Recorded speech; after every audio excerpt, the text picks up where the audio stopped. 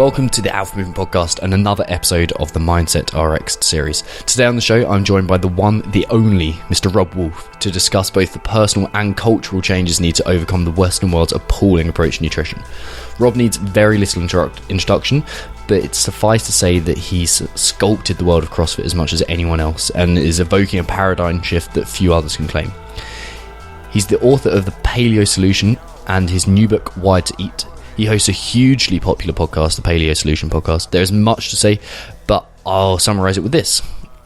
When Robb puts out anything, it's worth taking interest. When he puts out a new book with this much hype around it, it's a must-have to your collection. We delve into, in this podcast, principles that underpin Why to Eat, which gets deep into why it's a miracle not to be fat, sick and diabetic at this time. In particular, we answer some of the following questions and a lot more besides. What is the personal mindset we need to adopt in order to master our nutrition? Why cultural and socio-economic, big word for Friday morning, socio-economic change is needed to truly solve the problem? How to develop compliance in nutritional programs? Basically how to eventually stick to that nutrition plan, find out what works for you as an individual and customize an approach to nutrition according to that, isolating your intolerances, how your mind and physiology are interconnected, and so much more. And don't forget to subscribe to the podcast on wherever you're listening to this, or YouTube, Stitcher, iTunes, etc. Oh, and you can also add myself on Facebook to live stream any future podcasts I record. And bit of a hint, there's a few big names in CrossFit coming on in the next few weeks and months. And also, of course, don't forget to head to Amazon and check out my 2 books on mindset for CrossFit athletes, which applies to everything else. Intensity Tolerance and The Impossible Art of Consistency. If you search for my name, Tom Foxley, you shall find them on Amazon and most good book places. So, Robb, welcome to the show. Thank you so much for coming on. Huge honor to be here. Thanks for taking the time to do it. No worries. So I wanted to get a start to begin with what made you write Why to Eat in the first place?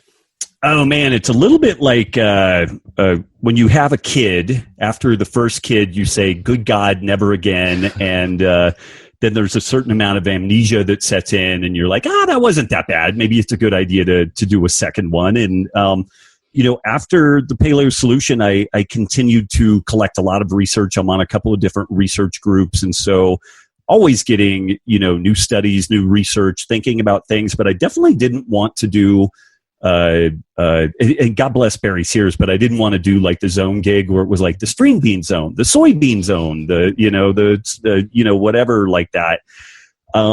But I also had some pretty interesting experiences. When I first moved to Reno, Nevada about 6 years ago, the medical clinic that I'm now associated with, they had just completed a 2-year pilot study with the Reno Police, Reno Fire Department, where they found 35 people at high risk for type 2 diabetes and cardiovascular disease.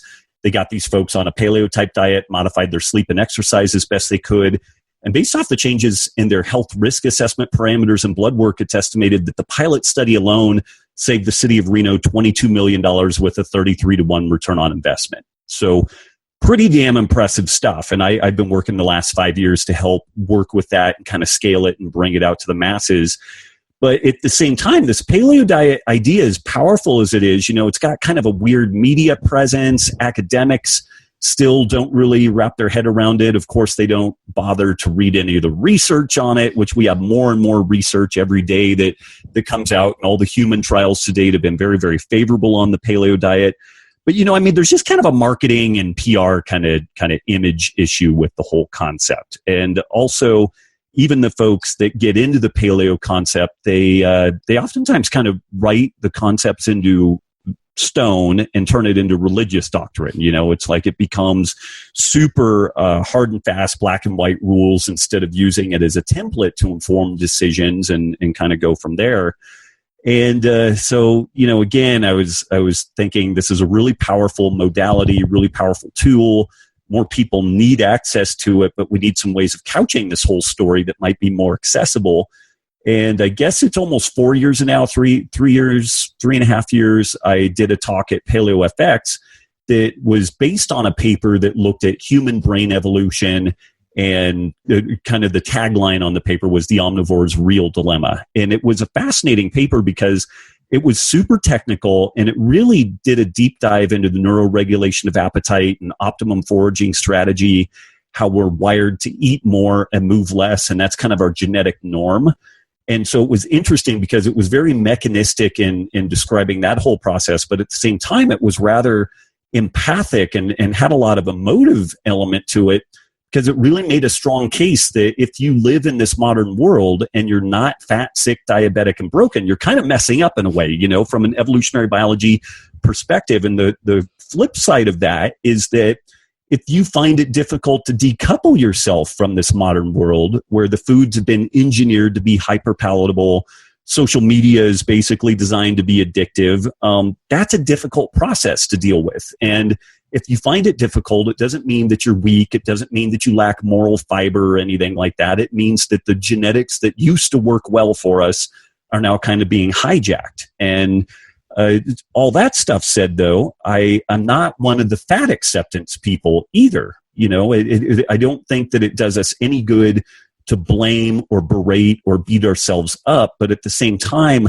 when we look at the health issues arising within westernized culture, it's huge. I mean, all of us are facing really massive problems in the next 10 to 20 years dealing with diabetes-related issues. Like it could literally cripple whole economic systems because it's going to be so expensive to deal with, to say nothing of the human suffering and whatnot. So I had this story that I felt like was compelling to tell, just this paleo concept, but really a different couching of it in the neuroregulation of appetite and kind of unpacking all the emotional drama. And then finally, there was a paper that came out about 2.5 years ago now, I guess, that came out of the Weizmann Institute in Israel.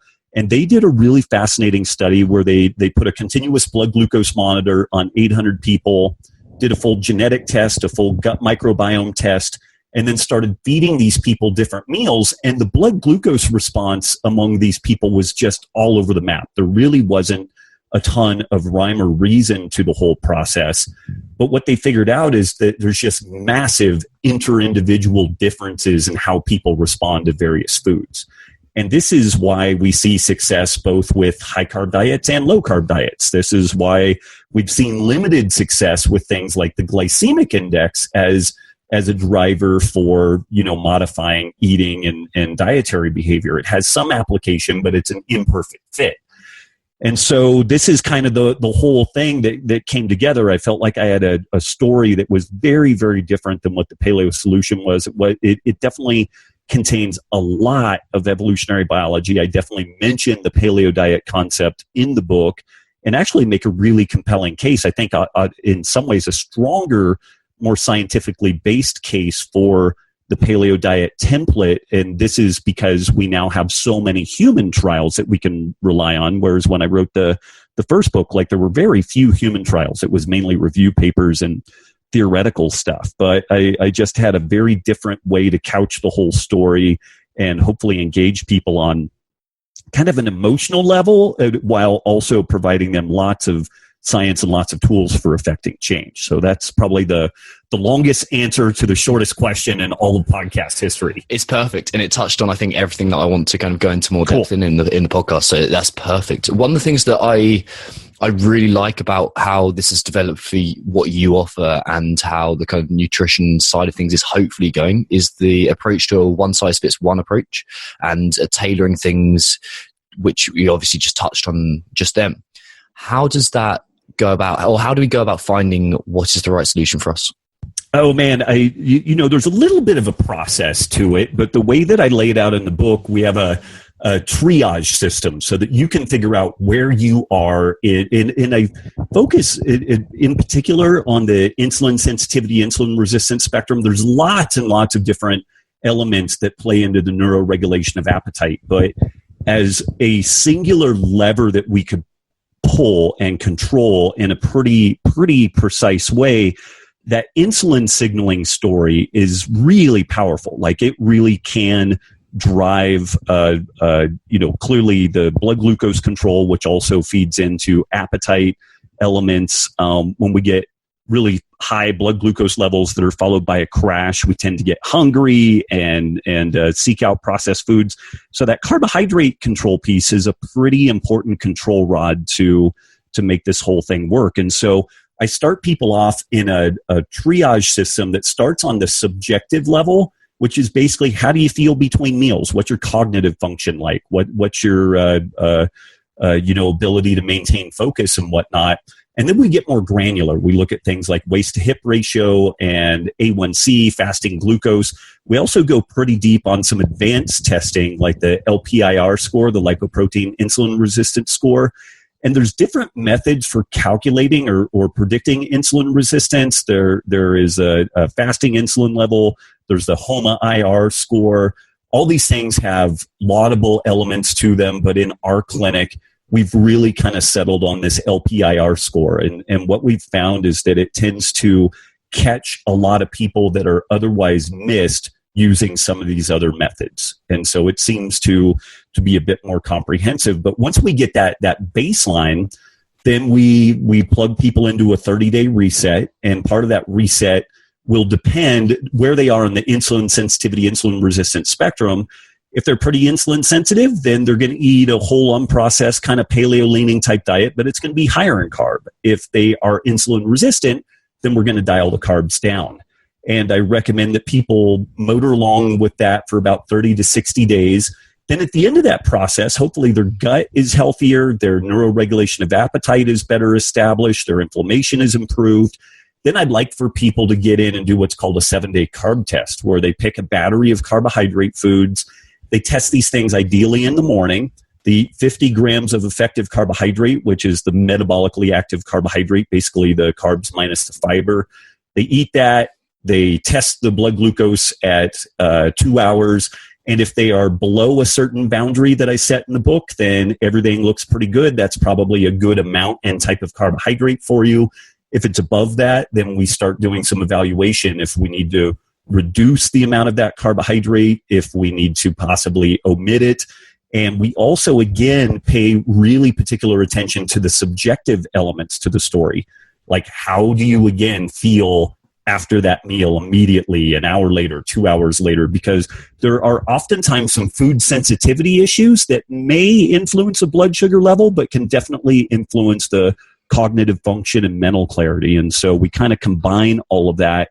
And we also use that testing that was establishing our baseline within the 30-day reset so that we can look at the blood glucose testing through the lens of your relative insulin sensitivity, insulin resistant piece. There's still no one singular measure that we can take that kind of gives us the full picture. And so with the pre-screening and then with the blood glucose screening, it's almost like we have a map. We have a starting place and end place, and then we can make some sense of the whole process. And it sounds really complex when I describe it. It's actually a lot easier to do in practice than what I just described there. It sounds like building a rocket ship, but it's really not. On the subjective side of things, on the kind of the way we feel, and how do you go about measuring that? It's very internal for the individual. One of the key features, though, and that's a good question, is can you go 4, 6, 8, 10 hours between meals and still be functional? And it's not that I recommend that we necessarily do that all the time, but let's say you eat breakfast, you get super busy, and the next thing you know, you look up and it's dinner time, and although you're hungry, you're functional. Whereas, and that would be a pretty good indicator that we got the air-fuel mixture right, that it was a non-immunogenic food. We're not getting like a systemic inflammatory response. Like I would have a lot of problems with gluten or bovine dairy, cow dairy, whereas sheep and goat dairy is really no problem for me at all. So that's the time index piece. Like how long you could go between meals is a really good indicator of kind of your metabolic health and your metabolic flexibility, because it's telling us that if you store the blood glucose in an effective way, then it means that we are partitioning our nutrients and our energy intake and storing it effectively. So we're not getting elevated blood glucose levels, not getting elevated circulating fats, which can be really problematic. But then at the same time, in between meals, we're able to liberate that energy and do it in a really seamless, easy way such that you don't just hit a brick wall. And Marty Kindle over at Optimizing Nutrition has done some really, really cool. He was an engineer by training, and so he's just done a really deep dive on this whole story. And he looks at the total energy content within the circulation, looking at ketones, blood glucose levels, free fatty acids. And ideally, like kind of the ideal scenario is that at rest, we have very, very little energy that's in circulation, because all of that stuff can oxidize, all of that stuff can stick to immune cells, it can stick to the arteries. So we don't want a ton of that stuff floating around, but then if we need to access it, if we need it for energy, it should be easy and seamless to pull that stuff out of storage and to use it. And there are a lot of people that, they eat a meal and they're already planning their next meal because they know they're going to be hungry and shaky and I call it hangry, where they get hungry and angry, And I used to be that way all the way up until my late 20s, when I discovered this kind of ketogenic paleo diet concept. It was almost like an emphysemic needing an oxygen bottle. Like I could not go longer, maybe like 2 hours between meals before I started getting really shaky and hungry and tired and whatnot. So those are the subjective elements, but I would really put the mental clarity is important, but that ability to go significant periods of time without eating and still remaining functional is a really good indicator that we're getting things right. What are the mechanisms behind mental clarity and hunger, like the link and the interplay between those two?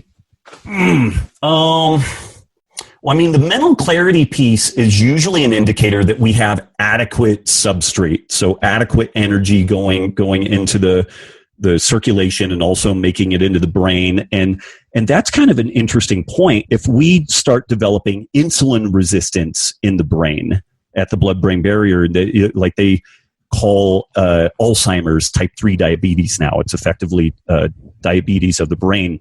But in traumatic brain injuries, in a number of different situations, the brain is subjected to an environment that it loses the ability to provide energy to itself, via the circulation. It has a substrate crisis, and the brain does not handle that well. If we get a substrate crisis in our legs from sitting down, we stand up and we get this burning sensation, pins and needles. It's effectively what's called an ischemic reperfusion injury. You get a bunch of oxidative stress, oxidative damage. If that happens in your brain dies. The neurons die. And so one of the key elements of mental clarity is we're providing either ketones or blood glucose or maybe some ratio of both of those in a very stable way so that the brain is happy. Another piece to the mental clarity is that we're not getting endotoxins from the bacterial contents in our gut making its way into circulation and releasing inflammatory cytokines, which can also lead into this kind of foggy headedness and diminished mental clarity. And that's a reason why I still really hound people to try to cut out gluten for 30 days, reintroduce it, see how you do, because there's so many people that have eaten gluten or gluten-like products every day of their life. And so they just assume that the baseline that they exist in is normal, but it's possible they may be experiencing all kinds of inflammatory responses that they have no comparison, that they have no compare and contrast in this thing. So that elimination diet piece can be really powerful in helping them understand the immunogenic response. And then also we have this kind of substrate or energy piece of the story that's also really important. Are there any signs that an exclusion diet or reintroduction type thing could be a beneficial idea for us? Because as you said, it seems like the norm, and I know how dairy used to. I used to think it was fine, and then I'd cut it out for a few days, a few weeks. Sorry, put it back in, and say, oh, okay, I see the issue now. Right. Are there any signs that could be that this type of thing could be a good idea for us? Yeah. And I mean, there's some medical literature that suggests that, but it's largely anecdotal at this point. But, when you start getting several million people globally with the same anecdote, there is a saying in science land that 1 million anecdotes do not make 1 ounce of evidence. And that's true to a point. But, we have no randomized control trial that unequivocally establishes that dropping a hammer on your foot is going to hurt. But I mean, there's also a point where common sense starts stepping in and if we see millions of people doing this, then at a minimum on the research side of this story, we should say, well, maybe there's something to this, let's investigate this and let's ask the question in such a way that we're actually, getting to the root of this problem, instead of simply the real evidence-based medicine crowd will dismiss a lot of this stuff because it is still largely anecdotal. But, the discovery that H. pylori was a factor in peptic ulcers was an observational story. Virtually everything in science is an observation, an anecdote first. A hypothesis is generated. We start testing that. And then that's kind of the way the scientific method moves along. Semmelweis, the guy who suggested that physicians should wash their hands between doing autopsies and baby deliveries. He suggested that there might be an infectious agent. Now, this was way earlier than Koch and Koch's postulate and, the isolation of bacteria and everything. And people kind of laughed the guy out of town. He suggested that washing one's hands with a dilute chlorine solution could really improve things. And he based all this off of some early epidemiology where women who had their babies on the streets had a lower infant mortality rate than women who were having their babies in hospitals. And so it got him thinking. He's like, how on earth could that be? This medical intervention, it should be beneficial, but it wasn't. There was massive infectious agents that were going on. But this was in the early stages of medicine, and it was very normal for a physician to literally be back working on a cadaver. And this is a non-refrigerated scenario, They'll go from the cadaver barehanded, go into the delivery theater, deliver a baby, and then, go back and forth between these things. It's absolutely no wonder that we had all these problems. But the people at that time were just as smart, just as talented as we were, and also just as kind of religiously dogmatic about what the current state of affairs is the totality of the story. And it was 2-3 decades later that Semmelweis was exonerated, and it was shown that, there are infectious agents that could be really detrimental in that whole story. We're horrified by the notion that this could be that this could have been a footnote in medical history, and it's not to the same degree talking about food intolerances being a legit issue, but it's responded in a similarly kind of vicious way by a lot of the evidence-based medicine crowd. I think something you mentioned there's all of it's really interesting, but something in particular kind of stuck out to me. And that was the idea of you're coming up against a very kind of a stubborn culture, and it needs a cultural change as well as an educational one. And have you had any kind of headway into what is going to facilitate that and what kind of hinders that? Well, Max Planck really, I think there's a quote attributed to him, which is that science progresses one funeral at a time. And and that's not a defeatist story, but there's a lot of truth to it. Social media has been really powerful in that people are able to very rapidly test these different ideas, and you can get a lot of bandwidth. You can get a lot of interest and support. Dr. Terry Walls is a physician here in the United States. She's a professor of medicine in the Midwest. She was wheelchair bound due to multiple sclerosis, and then managed to reverse the multiple sclerosis using what is effectively an autoimmune paleo intervention. And she started writing and talking about this, and the Multiple Sclerosis Society just lambasted her, said that this was incredibly shoddy work to be doing, that it was completely anecdotal. And, she was a pariah for a number of years. And then over the course of time, the Multiple Sclerosis Society website, where they have different forums and people would discuss different things like nutrition and whatnot, there had been a diet for 20, 30 years called the Swank diet, which had some modest benefits with multiple sclerosis sufferers. It really focused on specific types of fatty acids being incorporated in the diet or avoided. There was a modicum of success there, but there was a vegan type approach, and then there was this kind of autoimmune paleo. Those were really the camps that people discussed this nutritional approach for multiple sclerosis. And it started off that this autoimmune paleo thing was very much marginalized. Very few people were doing it. It was mainly attacked.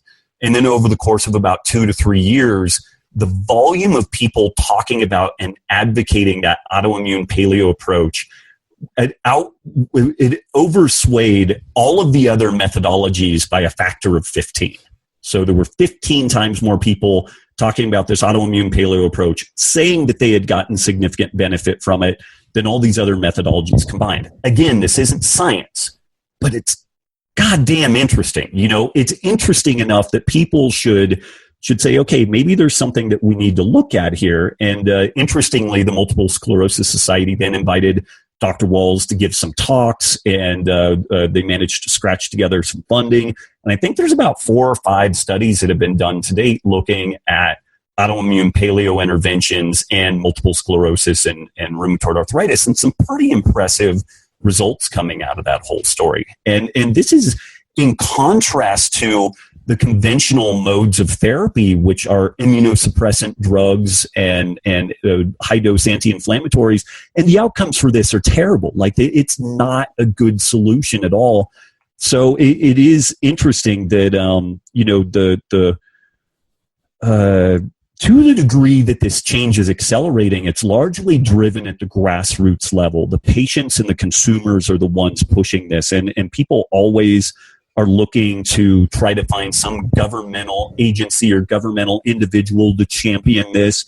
And in my opinion, it's really completely misplaced, unless possibly, like in the UK with the NHS or something like that. Like, if you had the right person in the right place and they just said, okay, we're going to, and just as a sideline, I've been meaning to write a paper that's like an open letter to the rest of the westernized world, which is basically, kind of targeted at specifically the UK, Australia, New Zealand, and Canada. But it's like, okay, you guys don't like you don't like the following about the United States. You don't like our military policy. You don't like our gun laws. You don't like our healthcare system. You don't like our, God, I had 5 or 6 other things. But then it's like, why do you guys embrace our dietary recommendations then? Because there's been all this drama, like in South Africa with Tim Noakes and him being put on trial for recommending that a low-carb diet would be beneficial for type 2 diabetes and stuff like that. But the rest of these westernized developed countries are in a really interesting position where everybody else could basically bypass the last 50 years of failed dietary recommendations, adopt this evolutionary medicine template, and you guys could just ride into the sunset, like, while the U.S. just spins in its own juices. And so I've been working on that for a while, and I'm not totally sure what my point was before getting off on that tangent. That's all right. But it's an interesting tangent. Okay. Yeah. Do you reckon so I suppose my real question here is, what do you think the things are that are holding back the rest of the world and almost are keeping this model of nutrition in place? Oh man, this is what, grab your tinfoil hat. I think a lot of it is, kind of international corporation pressure, U.S. government pressure. It's like, hey, you guys are going to buy our farm subsidies. Like, we make a bunch of cheap, crappy food.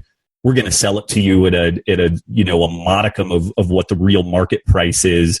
It's going to flood your own market. You guys no longer can produce your own food. You're now dependent on us, who, the United States has to go fight military engagements to have oil to grow food that we subsidize, and then we sell to the rest of the world, destroy the markets in these places. Whereas, in Australia and New Zealand, if you want grain-finished meat, it costs way more than grass-finished meat, as it should. It's more energy intensive, But in the United States, it's the exact opposite. There's almost like a 50% difference between depending on location to location, the price of grass-finished meat versus grain-finished meat. And this is all an artifact of government subsidies and fiddling with open markets and basically making them not real markets. And so that's a lot of the story. And at some point though, this is where it really goes down the rabbit hole. But, the United States is like the global currency holder, and we have a fiat currency that we can effectively print. And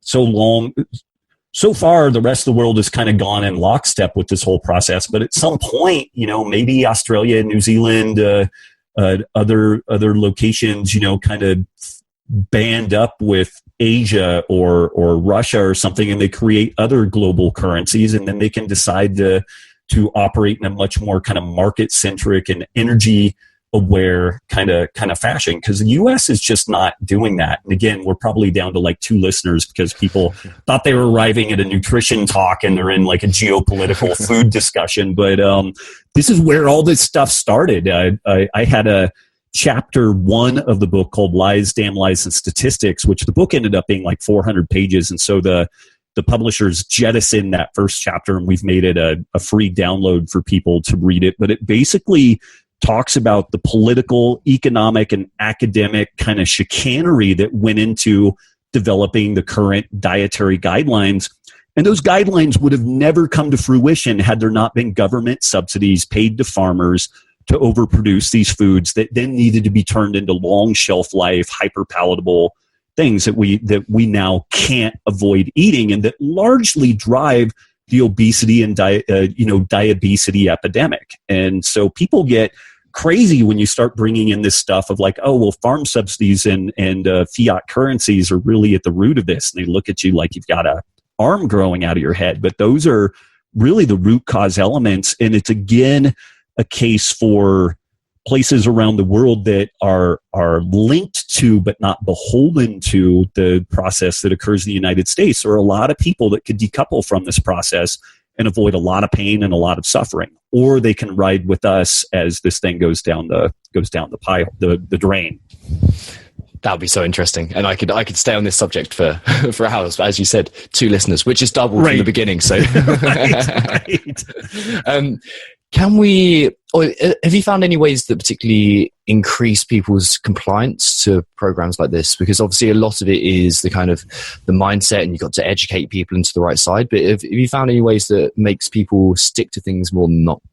Yeah, I mean, human touch, contact is a big factor. And so within our clinic, when we're working with people, there needs to be a certain amount of touch that occurs. Lots and lots of people have spent lots of money trying to figure out a way to create a Facebook app that's going to get you to your health goals. You know, it's like, here's your daily reminder to take a walk or eat your vegetables or drink your water. And this stuff has failed miserably. There was a recent study that showed that people who track their daily walking and energy intake lost, not only did not lose as much weight as the people who they said, I'm going to lose weight, and they didn't track anything, and they just, ate better. They actually gained weight because they were so scrutinizing this process. So it ended up completely backfiring. So there's some amount of kind of human contact that is really important in this. This is where I really like gyms, like kind of CrossFit type gyms, martial arts, yoga. If you can start talking about better eating and sleep, and then also have that exercise component, it's a really powerful feature because we have that human contact and that accountability there. Beyond that, another piece that really needs to be addressed is, again, this kind of emotional piece. I can't tell you how many people I talked to over the last 10 years, and they had motored along, they were doing great, they were losing weight, they were feeling better, and then they just spun out and they were gone. And in talking to them, they kind of related the following story, which was, despite the fact that they were making progress, just something happened internally where they said, this is harder than I thought it should be. If it's hard, then there must be something wrong with me. If there's something wrong with me, then why do I even bother? And so they would just give up.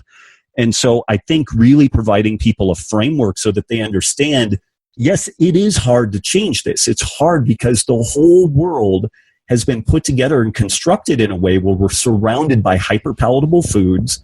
They are thrust at us on the media. It's the first thing that you would get exposed to, the first and last thing you get exposed to when you go into a supermarket.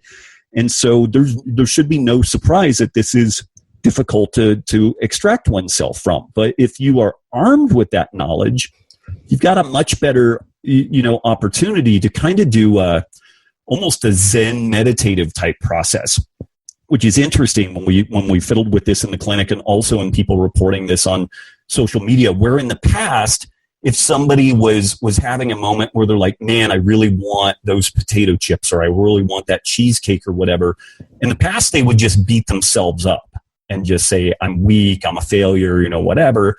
And now when people are armed with this knowledge that they get out of Wired to Eat, they're like, oh, that's a hyperpalatable food. It's totally reasonable that I would want to eat that because in my evolutionary past, like that meant survival. And today it could be a problem. It can bypass my neuroregulation of appetite. It can basically be an addictive feature. And people are describing kind of this like, Zen meditative experience where they've got the cognitive part going on where they walk themselves through that. And then they're able to look at a distance at this emotional process. And so they're able to decouple themselves and get some distance from it. And that's a really important piece to the whole story. So I would say the big factors are being able to get some synergy between the logical and the emotive part of the brain, which is a little bit of that kind of meditation type process so that you can, get some distance from the swirling emotions. And then also some sort of human connectivity, some sort of accountability so that you're not just relying on your own efforts, that you've got some sort of a check-in and accountability process that seems to be huge in long-term success. I think you've given people with that kind of methodology, you've given people perspective. And I think it's the perspective that gives us change, or the chance to create change. So that's awesome. Right. That you're doing that. And then the emotional attachment is perfect as well. On the Zen and mindfulness side of things, is that something you've explored with your clients or meditation or anything like that? A fair amount, yeah. And it's funny, I recommend it more than I do it. I'm kind of a high-strung type A person, and my meditation is doing jujitsu for the most part. When somebody's trying to choke me, then I find that I'm fairly present. I'm fairly present, yeah. And other than that, I'm just like, the squirrels going. But yeah, that's been something that I've recommended to people for years. But it's only been in, really putting this book together and then kind of field testing this in the clinic and working with some other folks that I kind of had a methodology that was kind of consistent. And also, it's funny because I do look at all this stuff from this evolutionary biology perspective. When people would tell me this is hard, I feel like a failure, in the back of my head, I would just dismiss it. I'm like, oh, well, yeah, of course it's going to be hard. Like, we live in a completely different environment. But, it took me years to really listen to people and then get it. It's like, oh, they need a way to like excuse themselves from this process. They're feeling like a failure. They're feeling like it's their fault. The working title for the book before we landed on Wired to Eat was "It's Not Your Fault," and because that's really the takeaway from this thing. It is just not your fault. You can't beat yourself up. You can't beat other people up about this stuff. But at the same time, we don't necessarily want to just roll over and die and just give up in this whole thing. So yeah. That's awesome. Do you think that, actually, I'm quite interested to see if you guys at the clinic, if you approach goal setting in a particular way, or you even do goal setting, or you have any kind of, you've mentioned the fact that you can see progress and see it negatively or a lack of progress. And so do you have any kind of opinions on that? Yeah. We definitely do. And this is something that I walk people through in the book also. I think that goal setting process is really important, but there's some interesting caveats to it. But the important element is to do a goal, to establish a goal, we need to know where you are today. We need to know where you're going to go. So we've got a starting place and a destination. That creates a map. And with that map, then we can retro-engineer a process for getting there. Now, if the goal is specifically, I want to lose X amount of weight, I get a little nervous because just simply focusing on weight loss can one of the fastest ways to do that is to simply starve oneself or to do some really crazily disordered eating. And that's not over the long haul going to be sustainable or really get people to their ultimate goal. And so I will oftentimes, say, okay, so yeah, we do want to lose some weight ultimately, but could we couch this in body composition or in pant size or dress size or something like that? And so I try to reframe it a little bit, and I also try to get a little bit of a performance element in that. Whether it's CrossFit or walking or what have you, I will try to encourage people, okay, we'll test you today, and how long does it take you to go a quarter mile? Okay, it takes X amount of time. I want to be able to effectively cut that time in half within a month, let's say. because initially they're just walking, and at some point I want them to be able to jog that thing and jog it at a pretty good clip. And then we'll reestablish our performance-oriented goal. And maybe it's like, okay, we're going to get 5 pull-ups and 20 push-ups, and we get a couple of performance-oriented elements there. And this was one of the things that, and I don't know if I mentioned this at the beginning, but I co-founded the first and fourth CrossFit affiliate gyms in the world. So I've been steeped in that stuff for a long time, ended up peeling out of that scene ultimately. But one of the things that was really cool about CrossFit is that the performance orientation really didn't lead to disordered eating. Because if you're so focused on not being dead last in your class and you skip a meal, man, you're going to get crushed that day. If you do any of the meal skipping, anorexia, bulimia, any of this stuff that is pretty common within kind of fitness competitor bodybuilder scenes, you can get aesthetically, good looking for a period of time doing stuff like that, but your performance is going to be crushed. And so that was a pretty good insight that I pulled out of that whole CrossFit experience, was a reasonable, sane performance orientation provides a both an external and an internally motivated goal that you can work towards. And then the peripheral side effect of that is that you lose weight and you lose pant sizes and all the rest of that type of stuff. Yeah, I think it cuts through the very kind of measurable what all the way through to the why, and then it goes further, I think, which is to where we really resonate, which is the who. It's like, who do you want to be at the heart of who you are? Like, what kind of person do you want to be? Who do you want to be in every single day life? And the performance side of it through CrossFit, BJJ, whatever, it takes you there. Right. Absolutely. Yeah. Yeah. In terms of, to take a complete left turn, improving cognition, what do you think the kind of the go-to steps are there? Oh man, I mean, number one is sleep.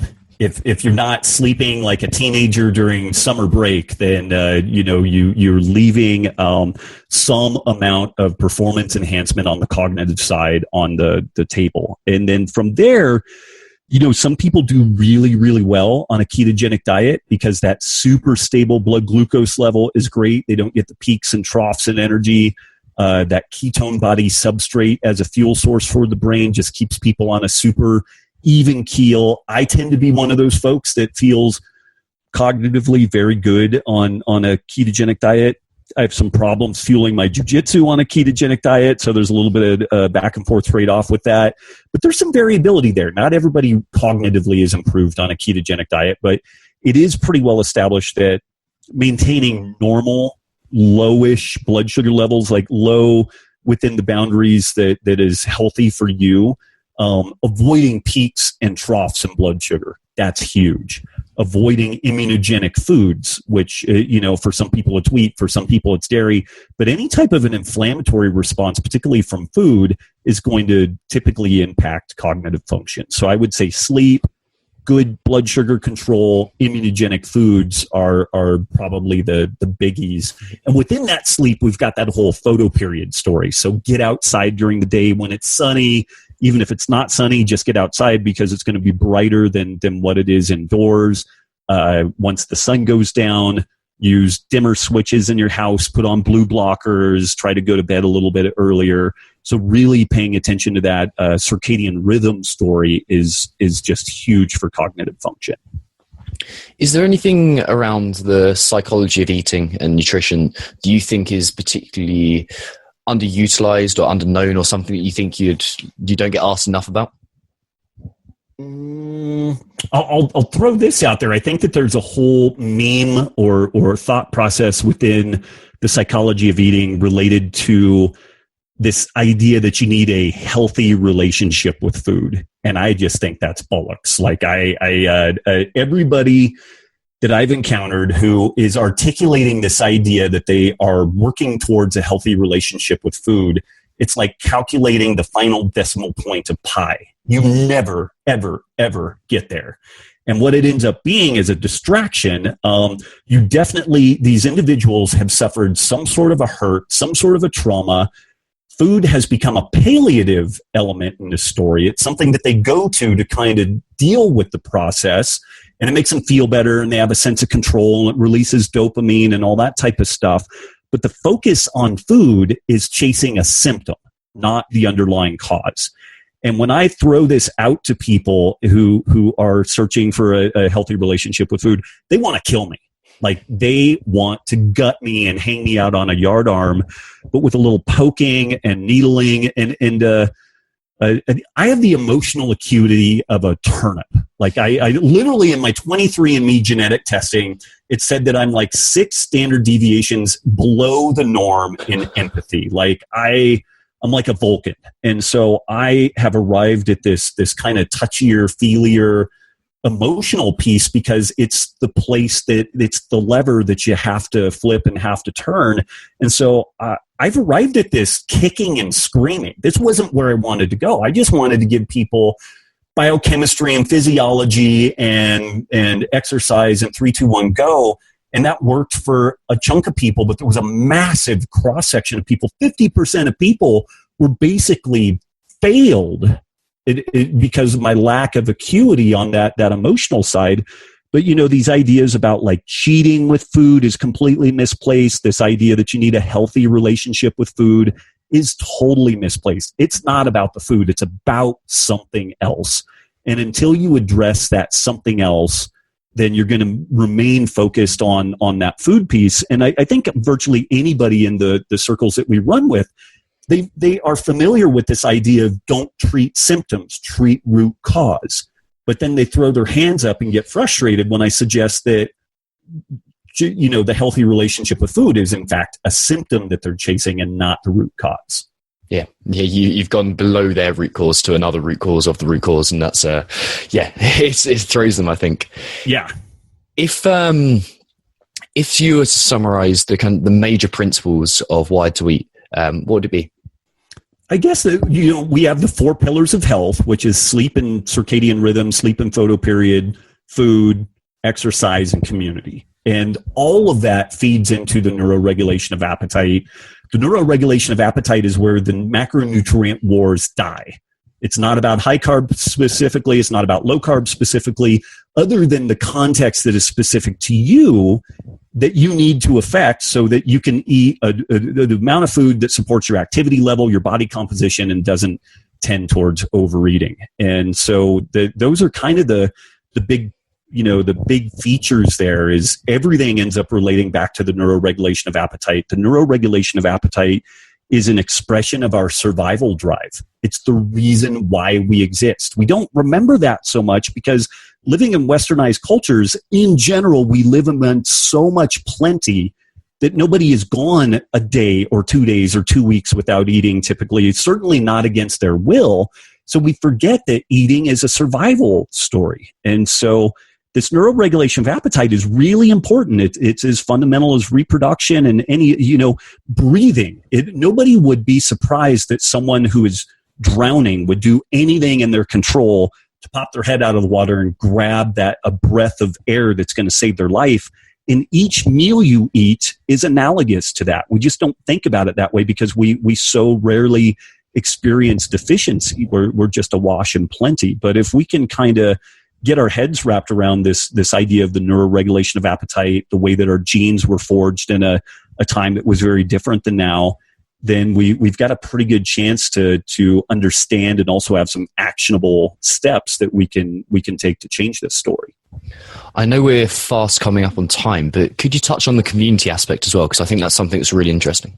Yeah. Like things like the blue zone studies that suggest people focus so much on these cultures that are long-lived and they're really interesting. And they tend to focus on the food, and there tends to be a suggestion that they're more or less vegetarian, although they are not. They're all meat inclusive. There's no vegetarian or vegan blue zones that exist out there really. But what they forgot to really look at deeply is the community side. This was just kind of almost dismissed or discarded. But what's interesting is the research is really suggestive that folks who have inadequate social connectivity, inadequate social support, are as at high a likelihood for developing morbidity and mortality, early death, early disease, as a pack-a-day smoker. And we don't really know the exact reasons why behind that, other than that lack of social connectivity appears to be a stressor. We are social animals. We evolved in hunter-gatherer groups of extended families. Even up until very recently, we tended to be born and die within about the same 5 to 10 mile radius. It's only been pretty recently that people have become quite mobile and they will travel nationally and internationally for work and their life. And as cool as all that stuff is, it's very difficult to cobble together significant community. We work more than we ever have in the past. People have very, very targeted interests. We have amazingly addictive platforms like social media that feels like we have connection, but it's the junk food of socialization. It makes you just want more, and it never really satisfies that fundamental need. So we have a lot of stuff that we have to unpack to contend with this. And again, to kind of circle back around to that CrossFit, martial arts, yoga, walking groups, running groups, any way that you can kind of multitask to some degree, get some exercise, get some sun, have some community. Those things are really powerful, and people tend to really like them and stick with them over the long haul. Yeah, it's a tribe, and it's back to how it's supposed to fundamentally be. Right. Is there a question that you wish you were asked more? I get asked a lot of questions, and usually I'm at question fatigue by the end of the day between what I do in my work and then a dad of 2 young daughters and a husband of an Italian wife who questions everything. No, I would say that there's not a question that I'm looking for. I'm maxed out on them, frankly. Is there something that you think that you'd like to speak about that you don't often get a chance then? Oh man, I dabbled in it a little bit here. Like it's talking about some of the kind of geopolitical, economic stuff. It's incredibly unsexy. Like Diana Rogers and I at Paleo FX a couple of years ago, we made a T-shirt: "Sustainability more important than abs." Bigger than abs. People, but there's a reality. Physical aesthetics and feeling good is, again, a biologically driven story because of reproduction and social connectivity and all that. And these ideas about like sustainability and economics and decentralization, it's super heady and somebody else's problem and somewhere else. And so, man, it would do the world a lot of good. I'll throw this out there. It would do the world an enormous amount of good if everybody found a YouTube video that looked at basic economics, basic evolutionary theory, and basic thermodynamics, heat and energy exchange, the way that life evolved on the earth, and the way that resources are allocated, whether we're talking about human systems or ant colonies. An understanding of these basic principles will not give you exact answers to a story, but it will inform you in a remarkably sophisticated way. And without that basic underpinning, most of the world is magic. If you can't articulate the basics of economics, thermodynamics, and evolution, the world that you live in is effectively magic because you don't understand any of the background story that occurs within it. And it's not particularly sexy stuff, but if people want to be better informed about what's going on around them and just have a degree of understanding, I would make it a case that it's impossible to do without those orientations. Perfect. I think that's an awesome place to end because it's giving people a chance to go out and learn more and expand their horizons and get more perspective. So where can people find out a bit more about Wired to Eat? RobbWolf.com or wired2eat.com. They can track down all the information there. And then I spend most of my social media time these days over at Instagram, and that is at DasRobbWolf, DasRobbWolf, and I'm spending the bulk of my time over there. Awesome. Well, I'm sure everyone will be checking you out already, but if they're not, I highly suggest it because it's an actual good feed compared to some people. Thank you. It's good. Thank you, man. Thanks. Thank you so much for saying, man. Huge honor being on the show. You did a great job. So thanks for letting me be a part of it. Cheers. Thank you for listening to another episode of the Alpha Movement Podcast. Don't forget you can add Rob or myself on Facebook, Instagram, all that kind of stuff. All those handles Rob gave out, plus my own, which is basically Tom Foxley everywhere, or the Alpha Movement that you can find. Instagram, Facebook, all that kind of stuff. Reach out to us. Let us know if you enjoyed the show because it strokes my ego, and I'm sure Rob would like to hear it too. Putting words in his mouth. But I hope you enjoyed the show, and always don't forget to check out my books on Amazon because I'm a shameless plugger, but also I think it will probably help you. And I'll see you soon for another episode of the Alpha Movement Podcast.